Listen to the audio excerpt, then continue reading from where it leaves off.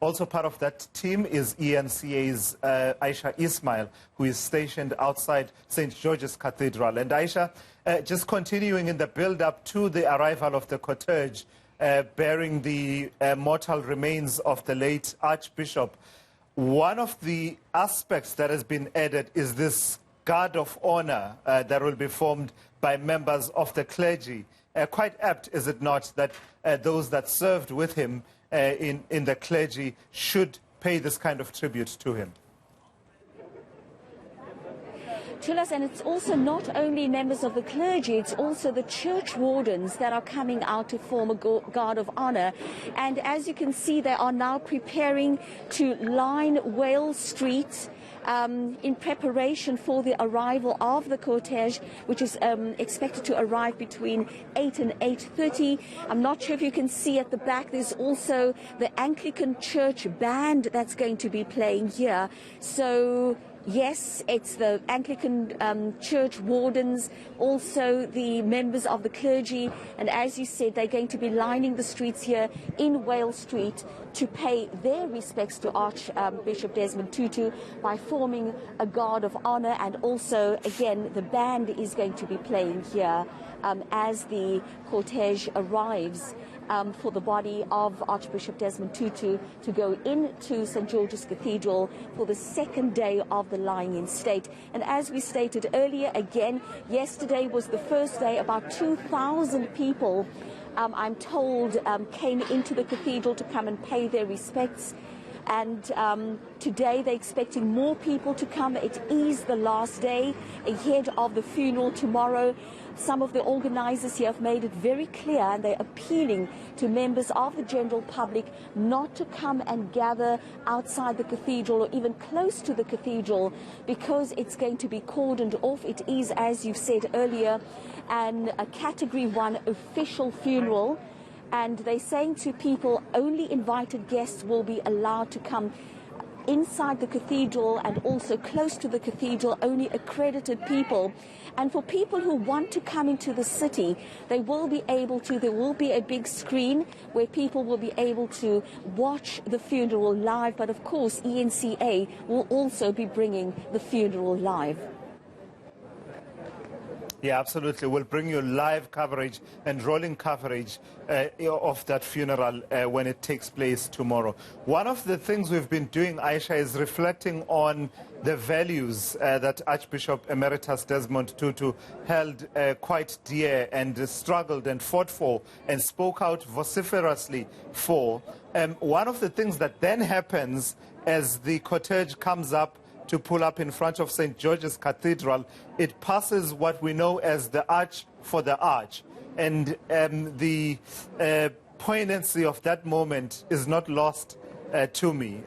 Just talk to that a little bit. And I suppose you and our colleague Mario, I believe you are with Mario, can actually show us that and talk to it for a moment. Chilas, unfortunately, we're not in a position to show you the Arch for the Arch from here.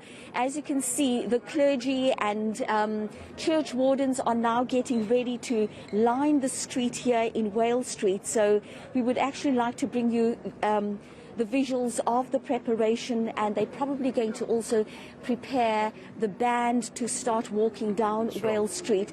But you are correct, the Arch is just further down, and maybe after the procession we'll be able to go and set up outside the Arch, and then we can speak to it. But of course, that Arch was put up by Patricia de Lille when she was still the mayor of Cape Town.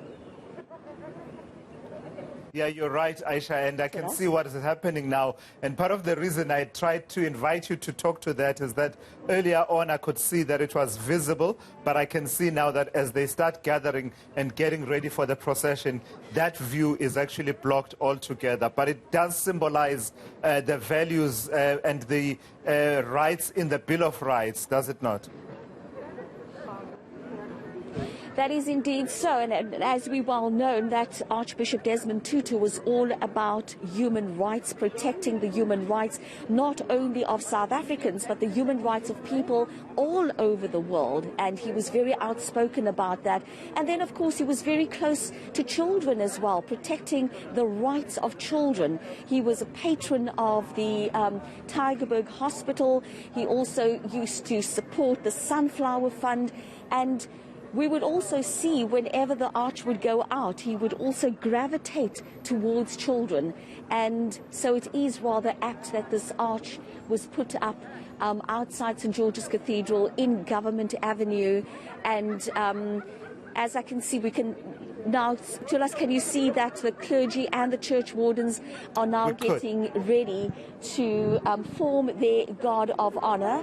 And I'm just wondering if I could go and talk to one of them, but let me just see if I can get Mario to go a little bit closer so that we can speak to some people here about what exactly is going to happen here today.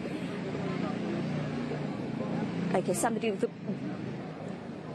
they're just indicating to me that they need to meet before they can talk to me. I think, you know, it's the whole thing about only designated people are allowed to speak to the media. But yeah. It does make sense. And Ayesha, just talk to me about the sacred and solemn rituals that we saw yesterday upon the reception of the mortal remains of Archbishop Tutu, and the pallbearers being members of the clergy. I think I saw also they had incense that they were burning there as well.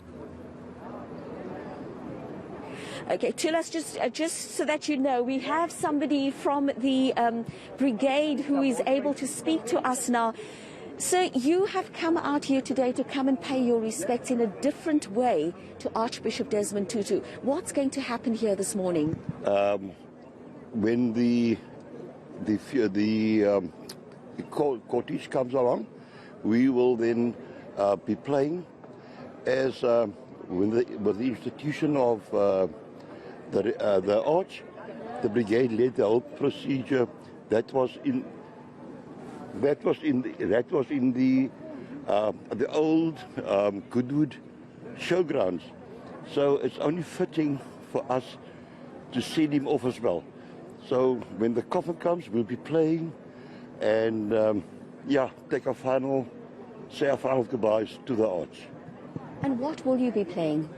We'll play your normal hymns and your abide with me's and everything that goes along with it. That's just all, ma'am. And so you were saying that this brigade played in the year when the Archbishop was inaugurated as the Archbishop. At the Goodwood Showgrounds, yes. Yeah, and that was many years ago, I think in the 80s. And it's only right for us then to send him off as the brigade as well. Thank you so much for your time, sir. Okay, ma'am. Thank you. So there you heard it, Tulas, the Anglican Church Brigade, and the gentleman was just saying to me that when the Archbishop was inaugurated as the Archbishop, it was at the old Goodwood Showgrounds back in the day, and it was exactly this band. Well, not I see quite a few young members here, but it was the Anglican band who played at that inauguration, and as he said, it is only fitting for them to give him a send-off today.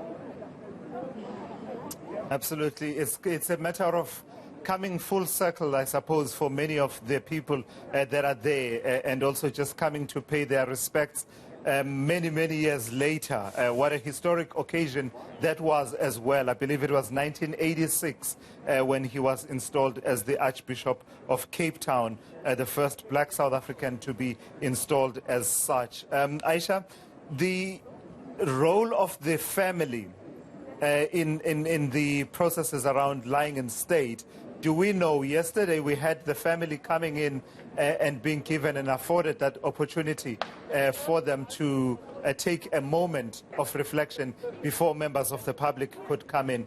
Do we expect that there will be they'll be once again present inside the cathedral today? Chilas, as far as I know, that some family members will be coming to the cathedral again today. Now, what will happen is that between 8 and 8:30, it will be Archbishop Thabo Makgoba as well as the Dean of the Cathedral, Michael Weeder, who will receive the Arch's body when it arrives here. They will then take it in. Excuse me. They will then take the coffin into the cathedral where it will lie in state, and then again the family members will be given a moment to a private moment inside the church before the doors will open at 9 o'clock for the general public to come in to pay their respects. And Ayesha, yesterday I was talking about how this is an organic process where someone feels deeply in their hearts that they want to pay their respects to the late Arch so much that actually, some will make a journey of sorts from somewhere in Cape Town and the surrounding areas and just come through and take a moment to just walk past. It's a brief moment, but deeply, heartfelt for many people. You've been engaging with the various people that have done that yesterday. What's your sense of, what made them feel, what makes many of them feel that this is an important step for them to take in their sending off of the Archbishop? Well, Tilas, yesterday it was raining for quite a while, and just seeing people standing outside the cathedral in the rain, patiently waiting to go inside the cathedral to pay their respects to Archbishop Desmond Tutu, it says a lot about how they felt, the fact that they decided to come to Cape Town, to come and stand in the rain, to stand in the long queue, to come and pay their respects, says a lot about how they feel about him. The people that I spoke to almost all talked about his love, his compassion, the fact that he was outspoken. A lot of the young people were saying, and they would start off by saying, we didn't get to meet him, but we heard about him, we read about him, we saw him on television.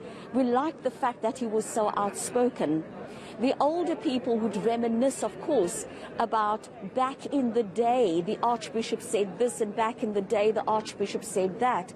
And then they would also talk about, people would talk about the Truth and Reconciliation, and almost all of them will remember the times when they saw him break down and cry, because it also just, showed us and showed the world that while he was an archbishop, he was also an ordinary human being with feelings, because he really did feel the pain and the anguish of the families who came to testify before the TRC about losing their loved ones, and of course people still not knowing what happened to their loved ones during the apartheid days. People still looking for answers.